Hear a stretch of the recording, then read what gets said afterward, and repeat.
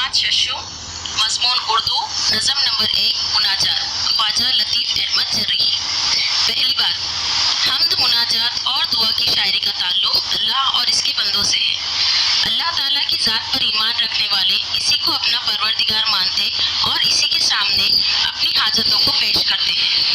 अल्लाह ने बंदों से खुद कहा है कि तुम मुझे पुकारो, मैं तुम्हारी दुआओं को सुनता हूँ। दुआ एक इबादत है और बंदे का हक भी कि ज़रूरत और मुसीबत में बंदा अल्लाह से मदद मांगे।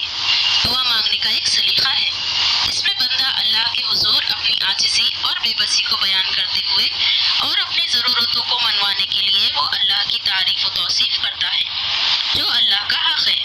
ज़ैल की मुनाजाती नज़म में शायर ने बंदे और अल्लाह के रिश्ते को इसी सलीके से पेश किया है। जान पहचान, इस मुनाजात को ख्वाजा लतीफ़ अहमद जर्री ने लिखा है। वो 15 सितंबर 1885 को पानीपत में पैदा हुए। पटियाला में उन्होंने आला तालीम हासिल की। फिर रोजगार की तलाश में वो महाराष्ट्र के शहर अमरावती आए और मोहम्मदन उर्दू हाई स्कूल में मुलाजिमत करने लगे। उनकी तालीमी खिदमत की वजह से उन्हें बरार का सर सैयद कहा जाता है। उनकी निसाबी और तदरीसी किताबें काफ़ी मशहूर